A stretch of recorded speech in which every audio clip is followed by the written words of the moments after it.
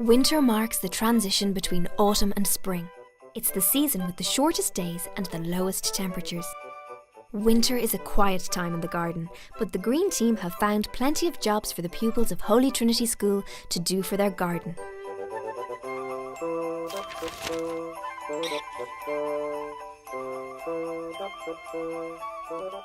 Making signs for the garden will help to develop the pupils' language skills, as well as identifying plants in the different areas of the garden. But how much can Cookery Yenov? Do you know what Cookery are? I'll say it in Irish and English. We're going to make signs, okay? Do you see signs? How much can Cookery Yenov? Because if you go out to the garden, do you know where everything is? No. The pupils draw an outline on old slates with chalk and then finish their signs with paint. Yes, true. Talon rud iawn, yeah? Some things are under the ground, actually between Talon. Well, I wrote vegetable garden English and I wrote it in Irish, and I did a border around it, and I did all types of vegetables around it.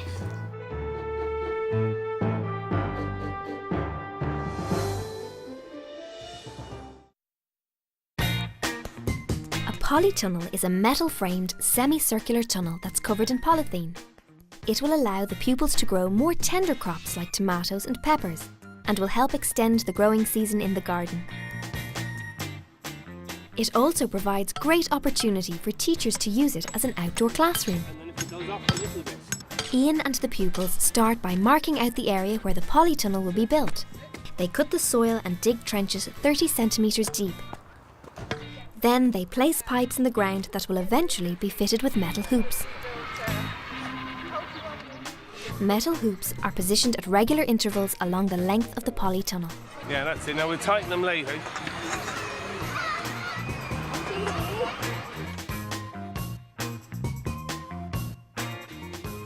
Back indoors, some of the other pupils are getting ready to sample the garden's produce. Just before I tidy up that, yeah? You just taste the garlic bread.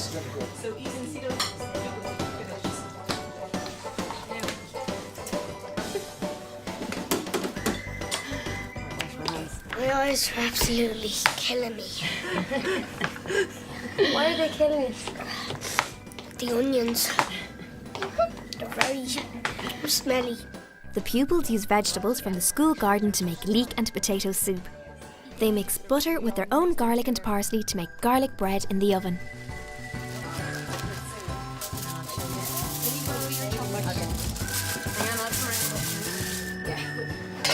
If you hold it, yeah? Watch your hands with the sleeve. Yeah. Yeah, that's it. Right.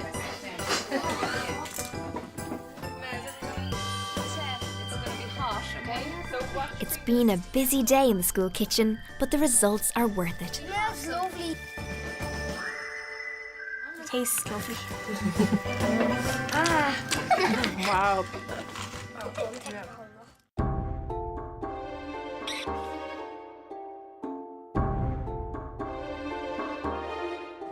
It's another school day in Donamead, and 6th class are back to finish building the polytunnel.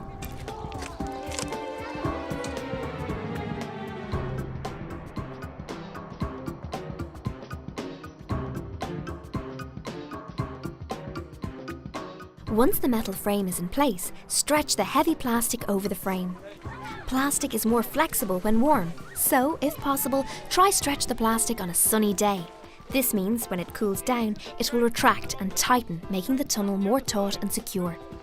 The plastic is fixed into place in the trenches that they dug yesterday. The plastic must be stretched tightly so that it will retain heat and humidity. Then, the trenches are filled with soil to keep the plastic in place.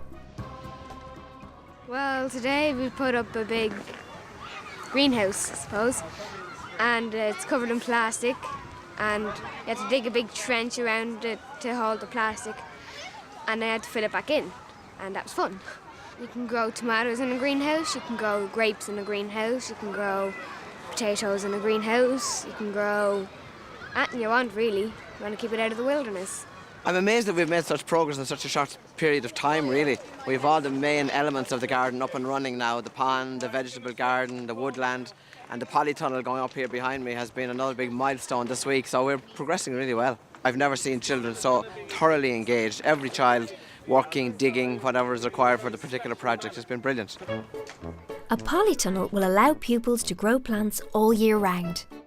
To build a polytunnel, you should start by measuring and marking out the area where you want to place the polytunnel. Dig a trench 30 centimetres deep for the sides of the polytunnel.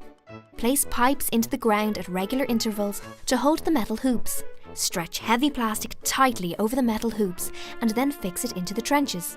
Fill the trenches with soil to keep the plastic in place. Spring has arrived in Donaghmede and pupils at Holy Trinity School are keen to get back into the organic garden after winter. We'll go out in a minute to the vegetable patch and have a look where you're planting your onions and things, okay? The green team are back to help the pupils decide what jobs need to be done in the garden. Your job is to landscape the pond, or maybe pondscape the pond, or waterscape the pond, whichever way you want to call it. We're looking for the famous word we use everywhere, biodiversity, the mixture of living organisms that make our world healthy. And the pond is a vital part of that. And then it'll slowly look like a natural pool, like it's in the wild. And then all the different types of bugs and beasts will move in, the frogs spawn and everything else, okay? The Organic Garden Project at Holy Trinity School is 1 year old. Today, the teachers are getting the opportunity to discuss progress in the garden with the green team. So there's all these issues. So the trick is, in a school situation, is to adopt what we might call a permaculture approach. The green team has devised an action plan to help the teachers organise tasks so that every class can get involved with the garden. So what we've done is, you've all got your tasks now, one element of the habitat and one element of actual specific food growing in terms of cultivating the soil. And I expect you will be bartering and interchanging these jobs to suit yourselves, you know. What's going to be grown in the polytunnel? We're going to try some pumpkins and courgettes, probably inside, because Halloween pumpkins are a brilliant one. So we'll probably try them inside and outside. And I think the nice thing is you can start spuds in the winter in the tunnels, and those onions can be grown. The tunnel can actually be used all year round. People kind of just think it's a certain growing period. Hopefully, as it develops, the children will learn how to nurture their environment and how to obtain the resources they need from that environment without damaging the soil and the environment for future generations. It is a good idea to allocate a specific area of the garden to each class to develop. This ensures that all pupils have a chance to get their hands dirty.